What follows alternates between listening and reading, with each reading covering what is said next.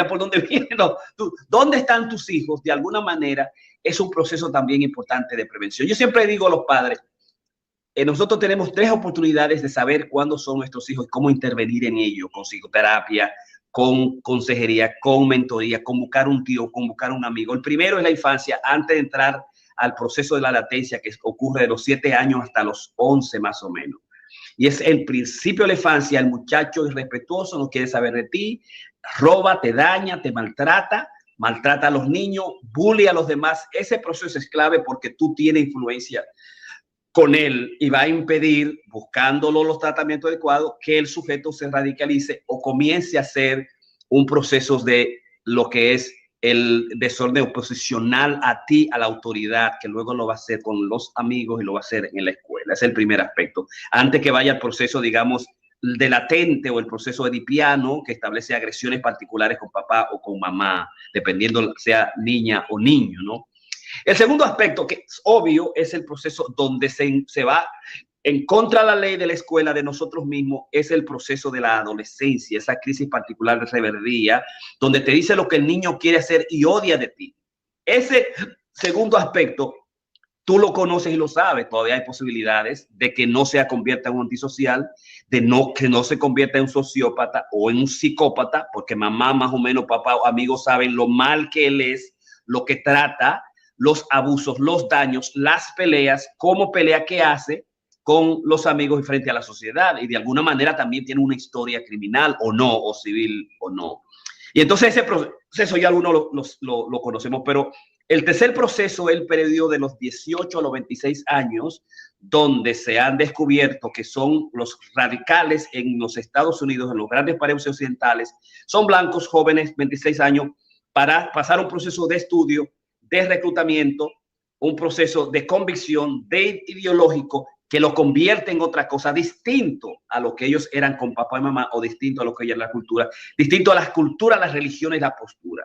Y ese proceso lo único que nos salva es cuánto deben asumir la ley y cuánto nosotros conocemos que están haciendo, ¿no? Y el mismo sentido, ¿sabes dónde están tus hijos? En los primeros 7 años tú tienes que saber, generalmente en la escuela un periodo de latencia, en la adolescencia de alguna manera yo sé si se fue por donde mi tío, mi papá, o si está homeless, ya sabemos en qué sitio está, y ese espacio donde los niños se van y ya nosotros no sabemos qué hacer. Es como cuando Camila se fue y de repente la tipa vino con un maquillaje y una forma particular de ser que se lo extrañó, la tipa es otra.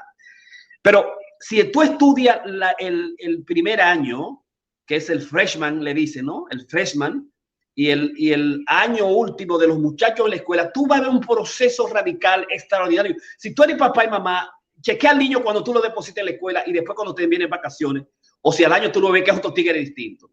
Y en el segundo año, el proceso de cambio, de ideología, de transformación, de asumir creencias, adicciones, posturas políticas extremas y radicales, se descubren y qué relación tiene, si son posiciones demócratas, anárquicas o son posiciones que la asumen a partir de ideologías y manifiestos particulares que nosotros sabemos que llevan a ese 1% al asesinato, a la muerte, ¿no? Y a la sociopatía como lo establece, digamos, Karina Rieke. Entonces, esos aspectos todavía son procesos preventivos. Nosotros podemos prevenir la radicalización, podemos prevenir las jóvenes como ellos. Ahora mismo, papá, si tú sabes que tu papá está si tu hijo está pasando por un proceso radical, vas a ver un presidente electo, hay mucho rabia contra ¿qué está haciendo tu niño? ¿Qué está hablando? ¿Con quién se está juntando él? ¿Y qué libros está leyendo? Porque Ramón está estableciendo una especie de profecía. Van a suceder mucho, va a pasar mucha vaina en este periodo, donde el joven blanco de privilegio, y a veces cuando me digo joven blanco de privilegio, porque las investigaciones dicen eso.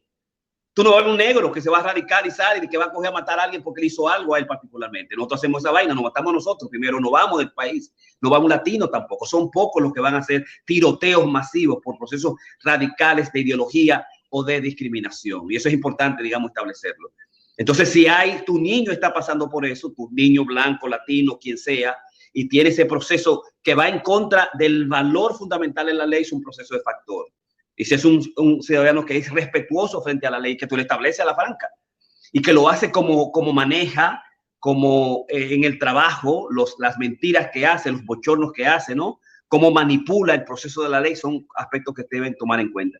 Y luego es algo con que soñar, que América es grande en crear sueños y posibilidades a los individuos, como establecimos, hacer ese espacio positivo para realizar cosas importantes y finalmente crear esas propias iniciativas locales. Yo pienso que esos factores podemos nosotros lograr unos factores preventivos para evitar un proceso de radical. Muchas veces salimos nosotros de ellos mismos. No recuerdo, yo me repito, es comunista, pero un comunista más o menos intelectual, vaina, que de repente, ¿por qué creer en Dios? Y la religión es el opio de los pueblos, ¿no? Y un día me quedé yo solo pensando y comencé a ver toda mi iglesia y que me va a creer, ¿qué vaina es esa?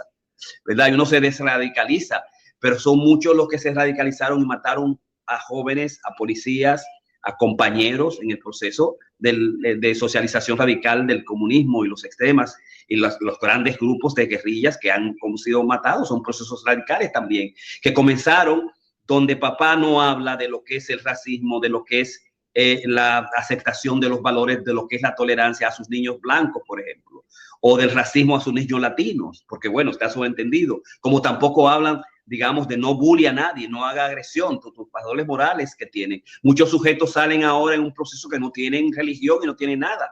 Y el niño es un factor clave importante que creársele un proceso de significación, que él pueda encontrar algo que le dé significado a la vida, en un proceso, digamos, de anomia, un proceso de desesperanza, donde los muchachos estamos envueltos y que no saben qué hacer después que ahora ellos tienen que hacer ellos mismos.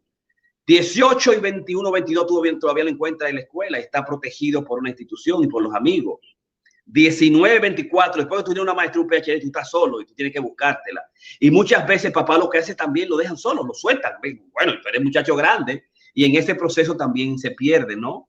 Dónde viajan, qué leen, qué estudian, dónde, con quién se están, qué relación tienen, qué están leyendo, ¿no? El mismo Luigi Mangione decía que nadie va a encontrar nada en su área, digamos, de estudios y sus escritos y las investigaciones que hay sociales, porque es un ingeniero y él va a saber qué tapar, qué enseñar, qué no enseñar y qué enseñar.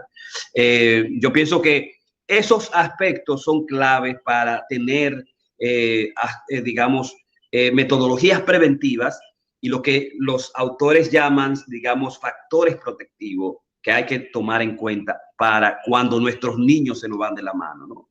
Y yo recuerdo cuando de repente Camilo se va, el hijo mío, y el cuerpo sano, chulo, chévere, digamos, sano, humilde, digamos, no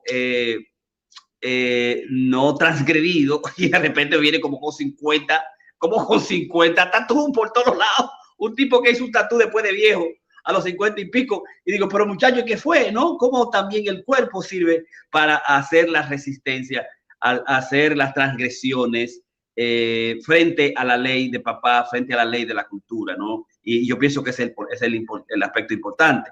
Cuando se transgreden las leyes, los valores morales los valores morales y se toma la justicia en las propias manos, como ha sucedido con Luigi Mangione, como una especie de justificación, de redención de los demás.